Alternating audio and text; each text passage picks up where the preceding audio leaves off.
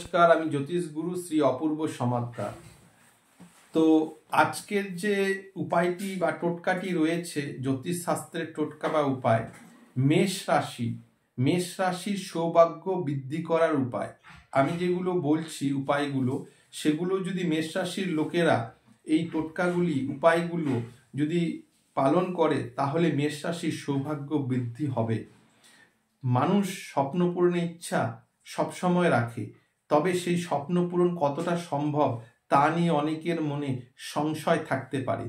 এমন পরিস্থিতিতে মুশকিল আসান হতে পারে জ্যোতিষশাস্ত্রে প্রতিকারের বিধান রয়েছে, কিছু চমৎকারী উপায় রয়েছে, যা করলে মেষ রাশির লোকেরা জীবনে উন্নতি লাভ করবে, সৌভাগ্য বৃদ্ধি পাবে।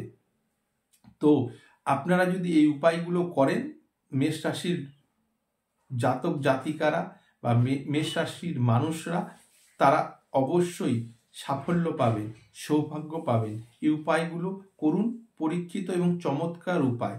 কি করবেন মেষ রাশির লোকেরা বা মানুষেরা বা জাতক জাতিকারা?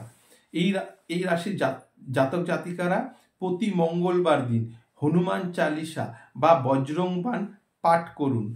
দ্বিতীয় নাম্বার, বুধবার সন্ধ্যায় কোনো ধর্মীয় স্থানে তিল দান করুন। নিজেদের ঘরে মহামৃত্যুঞ্জয় যন্ত্র স্থাপন করুন। মহামৃত্যুঞ্জয় যন্ত্র কোনো জ্যোতিষীর কাছে আপনারা পেয়ে যাবেন।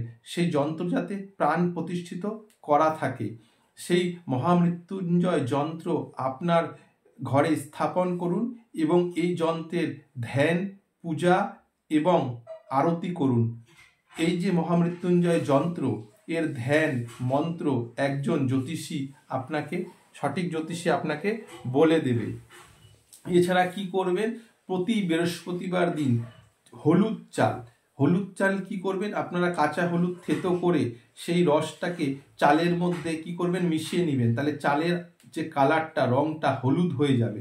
সেই চাল দিয়ে আপনারা মা লক্ষ্মী এবং সরস্বতী দেবীকে আপনারা মা লক্ষ্মী এবং সরস্বতী দেবীকে পুজো দিন। এছাড়া কি করবেন? সম্ভব হলে বৃহস্পতিবার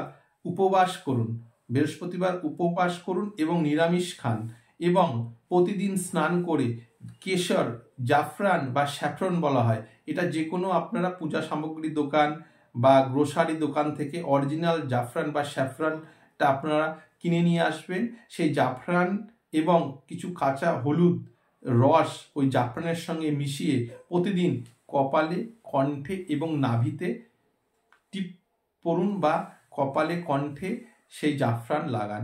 আবারও এক নজরে আমি বলে দিচ্ছি, মেষ রাশির যে জাতক জাতিকারা রয়েছে, মেষ রাশির মানুষরা রয়েছে, তাদের সৌভাগ্য বৃদ্ধির জন্য এই উপায়গুলো করুন। এক নজরে বলছি আবার, কি করবেন? প্রতি মঙ্গলবার হনুমান চালিসা ও বজরং বাণ পাঠ করুন।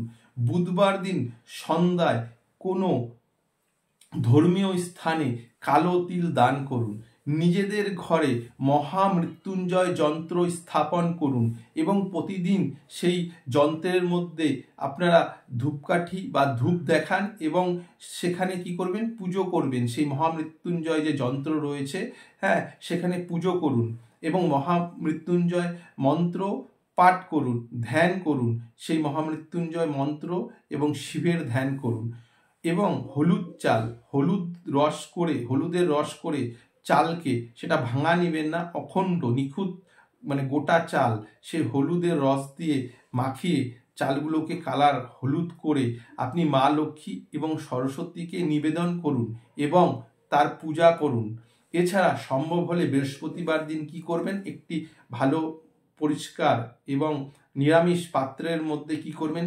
জাফরান, স্যাফরান যেটাই বলুন না কেন, সেটাকে বিশুদ্ধ হওয়া চাই, অরিজিনাল হওয়া চাই, সেটা এবং কাঁচা হলুদের রস পেস্ট করে সে জাফরানের সঙ্গে কপালে এবং কণ্ঠে এই জায়গায় এবং নাভিতে তার টিপ লাগান। এটি করলে মেষ রাশির জাতক জাতিকারা খুব ভালো থাকবেন এবং তাদের সৌভাগ্য বৃদ্ধি হবে, দুর্ভাগ্যকে জয় করতে পারবেন। আমার যে এই ভিডিওটি যদি আপনাদের ভালো লেগে থাকে তাহলে আমার যে ইউটিউব চ্যানেল রয়েছে সৌভাগ্য বার্তা, সাবস্ক্রাইব করুন, লাইক করুন, কমেন্ট করুন, আপনার প্রিয়জনকে শেয়ার করুন। নমস্কার।